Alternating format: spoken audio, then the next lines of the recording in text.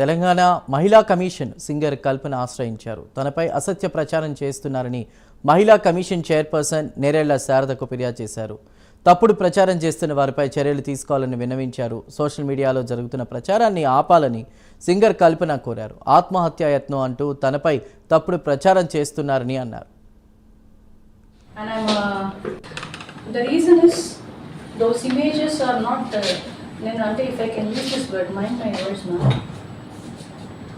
ఒక secret pornography చూడడానికి దీనికి పెద్ద తేడా లేదు. నేను బాధతో చెప్తున్నాను. As a mother, I'm a wife, I'm a mother, I'm a women and I'm a working women.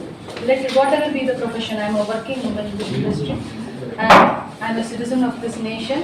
I work in Tamil, Telugu, Malayalam, both the states.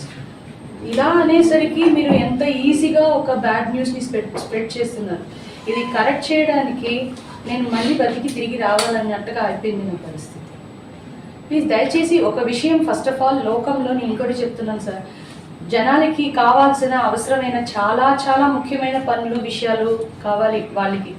అవి అన్నీ వదిలేసి మీడియా వాళ్ళు, మా సహోదరులు మీరు కాస్త ఈ సెలబ్రిటీస్, సినిమా పీపుల్ వెనక్క కెమెరా తీసుకుని వెళ్ళడం కాస్త ఆపండి సార్. దయచేసి అవసరమైన విషయాలు, ఎంతమంది మహిళలు ఏమో కష్టపడుతున్నారు.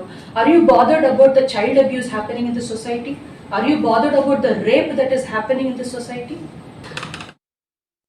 తనపై తప్పుడు ప్రచారం చేస్తున్నారంటూ సింగర్ కల్పన తెలంగాణ మహిళా కమిషన్ను ఆశ్రయించడం జరిగింది. దీనిపై పూర్తి డీటెయిల్స్ని మా ప్రతినిధి కుమార్ అందిస్తారు. కుమార్.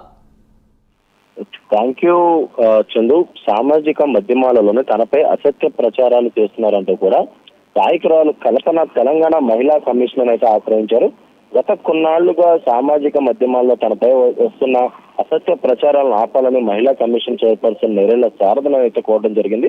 వాస్తవాలు తెలుసుకోకుండా అసత్య ప్రచారాలు చేసే వారిపై చర్యలు తీసుకోవాలని మహిళా కమిషన్ అయితే ఫిర్యాదు చేశారు. ఆత్మహత్యాయత్నం ఏదైతే చేశానని వార్తలు రావడం పట్ల ఆమె తీవ్ర అభ్యంతరం వ్యక్తం చేస్తున్నారు.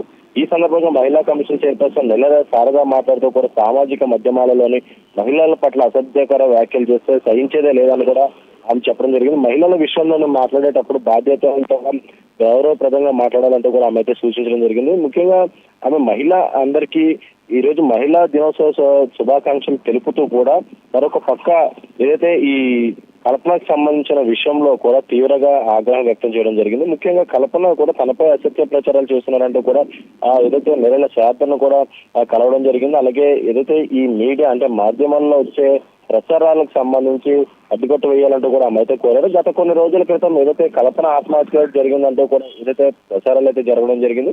ముఖ్యంగా ఆసుపత్రిలో చేరిన సమయంలో కూడా ఆమె నిద్ర మాత్రలు తీసుకుని ఏదైతే ఆత్మహత్యానికి ప్రయత్నించారంటూ కూడా ఏదైతే వార్తలు అయితే రావడం జరిగింది. ఆ తర్వాత ఆమె హాస్పిటల్లో చేరిన తర్వాత ఆమె కోలుకున్న తర్వాత కూడా ఒక వీడియో విడుదల చేశారు. వాస్తవంగా తను ఎటువంటి ఆత్మహత్య చేసుకోలేదని, తనకి తన కుటుంబ సభ్యులతో ఎలాంటి కలహాలు లేవంటూ కూడా ఆమె అయితే వివరణ అయితే ఇచ్చారు. అలాగే మరొక పక్క ఇటు సోషల్ మీడియాలో కావచ్చు, ఇటు యూట్యూబ్ లాంటి మాధ్యమాల్లో కావచ్చు, అనేక దాంట్లోనే కల్పనకు సంబంధించి అనేక వీడియోస్ కూడా విడుదలవుతున్నాయి. ముఖ్యంగా ఏదైతే తన భర్తతో విభేదాలు ఉన్నాయంటూ, తన కూతురుతో విభేదాలు ఉన్నాయంటూ కూడా అనేక వీడియోలు విడుదలవుతున్న నేపథ్యంలో ప్రస్తుతం మహిళా కమిషన్ చైర్పర్సన్ కూడా ఆశ్రయించి ముఖ్యంగా ఈ సోషల్ మీడియా అలాగే మరొక పక్క ఇటు మీడియాలో వచ్చే కథనాలని అడ్డువేయాలంటూ కూడా ఆమెనైతే కోరడం జరిగింది. చందు.